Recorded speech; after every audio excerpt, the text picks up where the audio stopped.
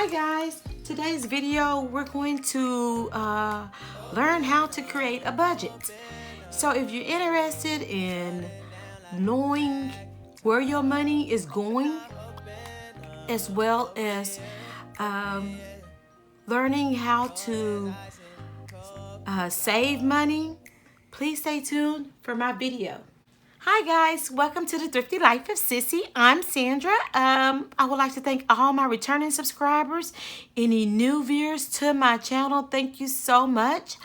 Today's video, we're gonna sit down and discuss how to create a budget. I have been getting some comments, private messages on how to create a budget, so I figured I'll go ahead and sit down and show how I created my budget. So without further ado, let's go ahead and get started. So basically, I'm just going to put the title up here. How to create a budget. Okay. So everybody might think that's easy. And it really isn't. You're going to have some oops throughout. You're going to have to start over. That is perfectly fine. Creating the budget is not going to be perfect at first, especially since if you do not track your spending and stuff, that's going to be a little hard and it's going to take a couple tries, but do not give up. It's okay. But whatever you do not give up. Okay. And I just realized I have something right there sticky on my desk. So first thing you need to do is track your expenses. Your income. So you're going to need to know how much income you receive. So whether it's if you have a single household income, you have a spouse, significant other, you have a combined income, you need to know your net income, not the gross income, the net income, the actual amount that's coming into the home. So we're going to just say income. Instead of doing, I get paid monthly, but a lot of people get paid bi-weekly. So we can do it this way. So your income, and then we'll have like pay period 1, and then pay period 2. And let's just say each pay period, just say this person is bringing home $1,900 from a dual income. So this person and their spouse is bringing home $1,900 every 2 weeks. That's after all taxes, anything taken out. So they know that they have a total of $3,800 for the month. Okay, so the first thing you need to do is look at your necessities, or as Dave Ramsey says, the 4 walls, which is basically necessities. This is something that basically the things you absolutely have to have. So it would be like your house or apartment, rent or whatever. And let's say that's, I don't know, $800 a month. Electric. And not sure, because my electric bill is, sorry about that, I misspelled that. Electric bill is around $200. It just depends on where you live too. Water. I'm not sure if have gas, but just in case, I don't know. These are just some numbers I'm just putting out here. So we're going to say $75 a month. And then groceries. So is how much you spend in groceries a month. So, and if you haven't been tracking how much you're spending, I will go back and pull my bank statements for the last couple of months, especially if you use a debit card, or if you've been using a credit card. Check those statements so you can see about how much you're spending. And we're just going to say this is a family of 4. Family of 4. And I normally, this may not work for everybody, but I normally kind of go like $100 per person for a family of 4. But that's here in Texas, and I do have like the H-E-B, the Jovies, Aldi's. So I do have cheaper grocery stores than some other people. So we'll just say for 400. And these are just numbers, nothing set in stone. These are not my real numbers. I'm just using this so it can be something that people can really relate to a little bit better. So 800 and 200, that's 1,000. 1,400. So we're already at $1,475. So we know that our necessities is $1,475. So that's going to leave 5. You see, I didn't bring out the calculator either. 2, 3, and then 2. Yeah, so that's right. So we have $23.25 left. So then you need to go and look at your other bills, such as any expenses you may have, or expenses slash bills. So let's say, and also if you have a car payment, and if you live where you have to have a car to go back and forth with, then I would consider that as part as the 4 walls. So I should have just went ahead and put that in there. But however, okay, so if you have a car payment and you're barely making it, I suggest either finding a way to increase your income, or possibly trading in that car, selling the car, and getting a Dave's car where you won't have a car payment. So your expenses could be like, I'm just gonna say credit card 1, number 1, and we're gonna say the monthly payment on that is $75. Then we have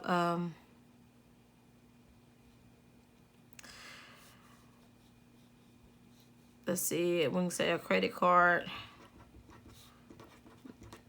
number 2, let's go $40. Then we can have other things like internet.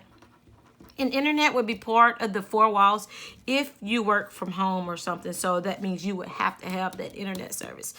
So like my internet is only about $40 a month. I know that's not reasonable for everybody, but yeah, mine is $40 a month. Another expense could be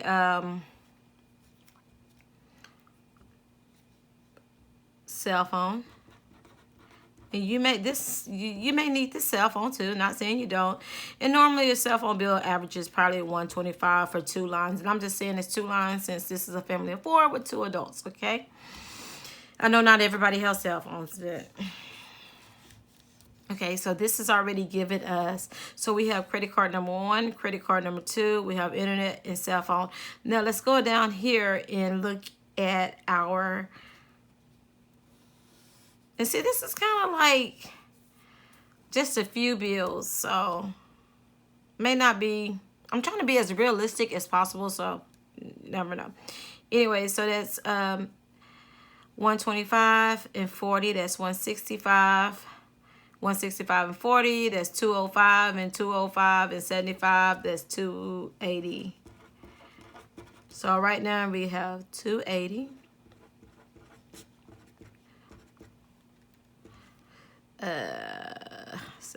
So we're up to, okay, so we're up to 280. I mean 1755.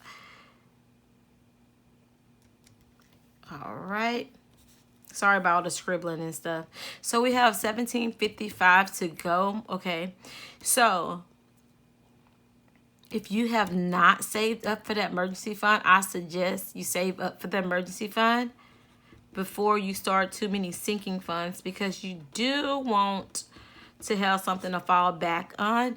So that $1,000 emergency fund, that baby step 1 of Dave Ramsey, I suggest doing that. So you have different sinking funds. So one could be possibly car maintenance if you have a car. And it depends on how many vehicles you have. So car maintenance would possibly be, that includes oil change, the tires, registration, any car maintenance. So we can say you put maybe $100 a month in that. Another sinking fund, I always suggest sinking fund for gifts and Christmas. So that way you won't go into borrowing money for Christmas. And I'm in this, I do this saving challenge of like, it's a total close to $1,200 a year, but it's like $2,550, and I will like actually show that, go into detail about that in another video. So we're just going to average it out. So if you want $1,200 for Christmas, and I know you're like, well, Christmas is in a couple weeks. No, it doesn't hurt to start looking at next Christmas.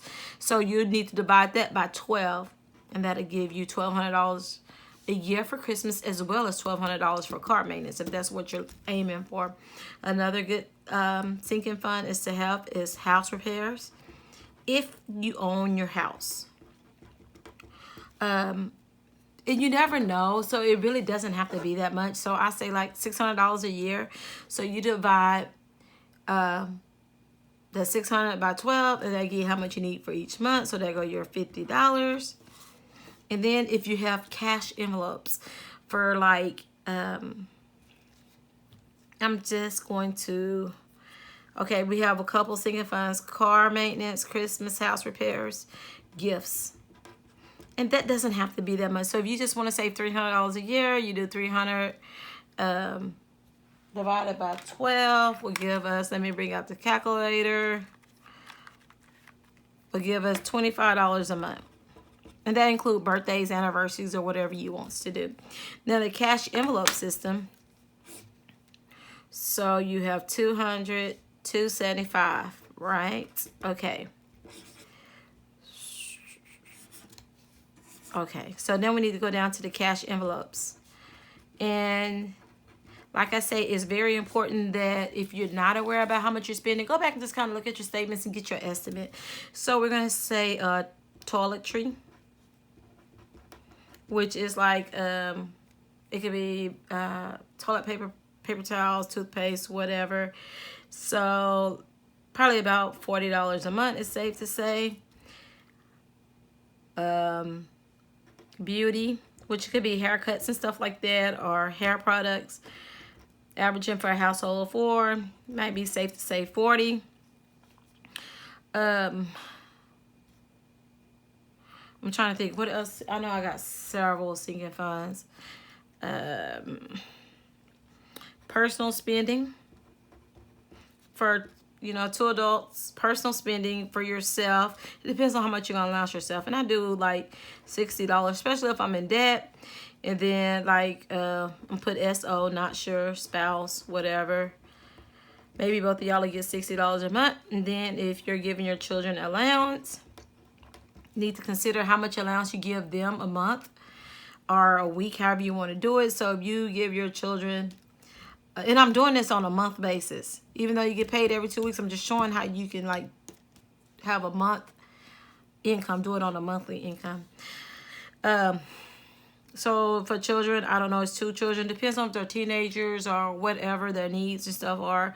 So possibly, we're just gonna say they're teenagers, so I don't know how much you give your children, but I'm just saying $100 a month for 2 children.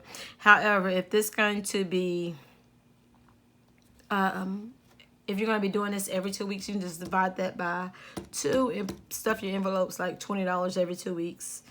20 for beauty, it'd be 30 for personal, 30 for your spouse or significant other, and children it'd be 50. So just divide that by 2. That'll tell you how often you how much you should put in every 2 weeks. So right now, oh, and if you have a pet, that's it. So it depends on how much you're spending on your pet. So I'd say like $40.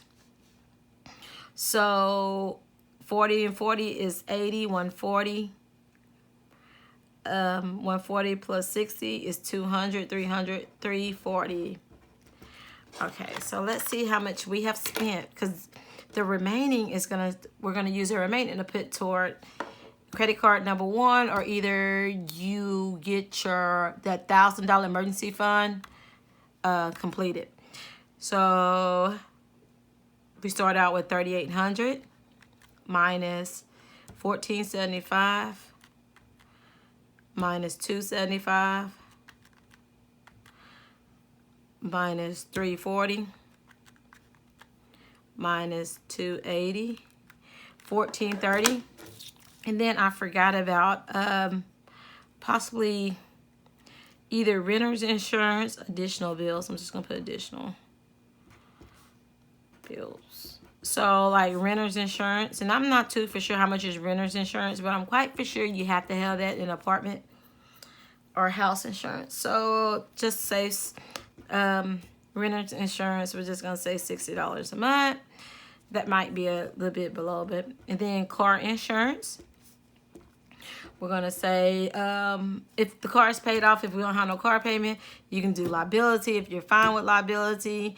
So for 2 cars, we'll say $120. So 60. That's 120.